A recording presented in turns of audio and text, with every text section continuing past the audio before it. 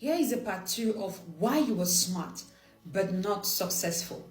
My name is Zoel. I help people to find purpose and to manifest their full potentials. In this video, I'll be continuing to tell you why you're smart but not successful. Chapter 4, the knowledge curse. You want to know something crazy? The more you know, the harder it becomes to actually do anything.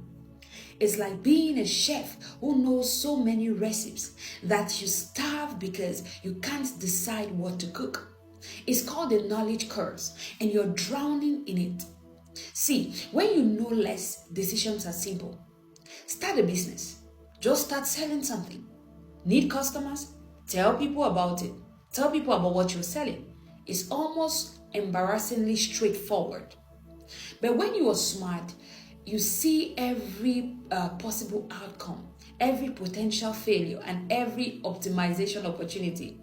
Everywhere it could go wrong, you analyze everything. Being too intelligent is not good. Your intelligence turns simple decisions into doctrinal dissertation. You're not making better choices.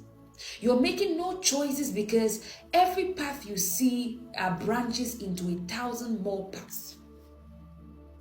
And each of those split again until you are paralyzed by possibility. Remember this. When you didn't know any better, the least thing you knew, you were excited about it. When you just tried things and you were excited about it. When failure wasn't a complex probability calculation, but just something that might happen. That ignorance was actually a bliss. Ignorance is a bliss because ignorance takes action while intelligence takes note. You are not drawing because you can't swim. You are drawing because you are analyzing the water instead of just floating. You know too much. That is why you're not succeeding. And you see your friends who are succeeding out there and it looks like you're cursed or something. The cure sometimes you need to forget what you know and remember how to move. Okay? Forget what you know and remember how to move. Now let's go to chapter 5. The execution equation. Ready for the equation that predicts success? Let's go forward. Performance equals talent times effort squared. Performance, it equals talent times effort squared. Write that down. Tattoo it on your brain because it explains why you are losing to people you could outsmart in your sleep. Effort squared. That means effort counts twice as much as talent, literally, mathematically, proverbially. Your natural gifts, you see, they are the multiplier. But effort is an exponential factor. But smart people, we have been coasting on talent our whole lives. School was easy. Tests were simple. We got A's without trying. We never had to develop the effort muscle. We never learned how to grind, how to push, how to work. So now we are adults with Ferrari engines and tricycle work ethics. We know everything about success except how to work for it. We can quote every productivity guru, but can't produce for 5 minutes straight. Here's what nobody tells you. Consistent average effort beats sporadic genius. Every single time.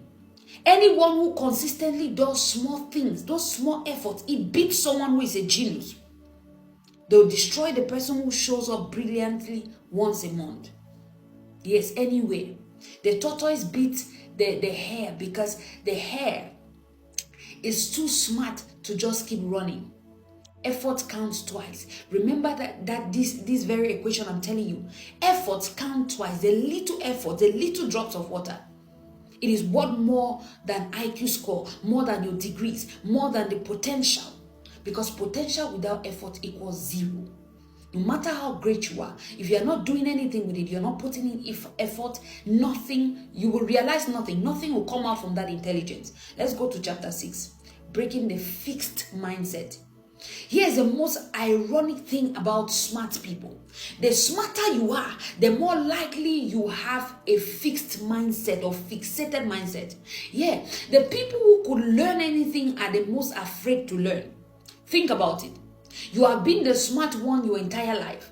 It's not just what you do, it's who you are. Your intelligence isn't just a trait, it's your identity, your brand, your sense of self. So what happens when something is hard? You quit. Not because you can't do it, but because struggling would mean you are not as smart as you thought. And that's terrifying. What if people see you struggling? What if you actually fail? What if smart isn't who you are anymore? You'd rather preserve the illusion of unlimited potential than risk discovering your actual limit. So you stay in the comfort zone where your intelligence is never truly tested, where you can maintain the fantasy that you could do anything if you even really tried. But growth requires failure. It requires looking stupid, and that's what you don't want to look. Making mistakes, and that's what you don't want to make.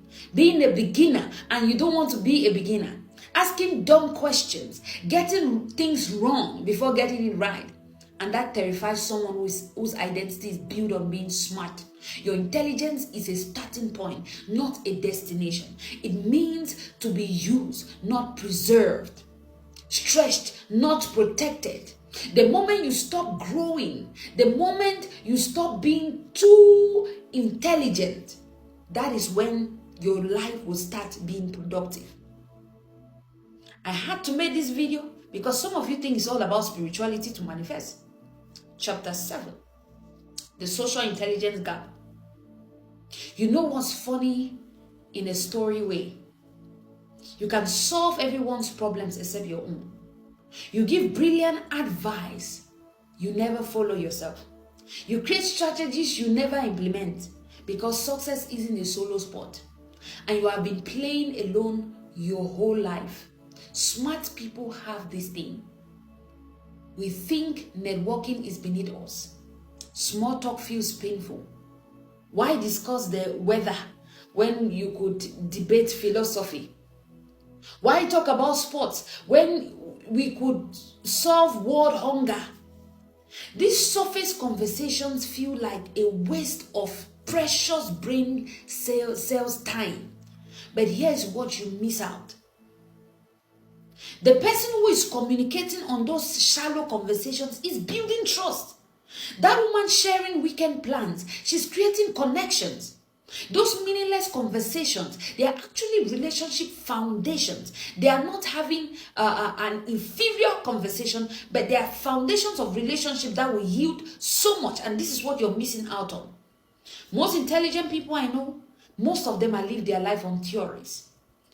The thing is, they even follow people who and read books of people who have theorized life. So everything ends with reading and writing. Follow people who do action.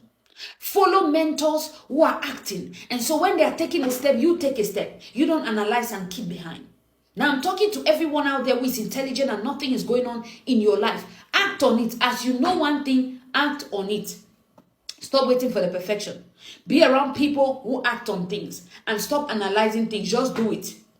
Stop seeking perfection. Come out the way you are. This ideology of you being too intelligent and you can't fail, remove it from your mind. Because in the real field of the world, you will fail many times. And that is what you have been afraid of. Come out of your shell. Most of you are anointed, you are blessed, you are gifted. But because of all these things I have named from the part 1, that's why you are where you are in life. Come out of it. Come out of it. I hope this video blessed you. My name is Zuel. I am a prophetess and a manifestation coach.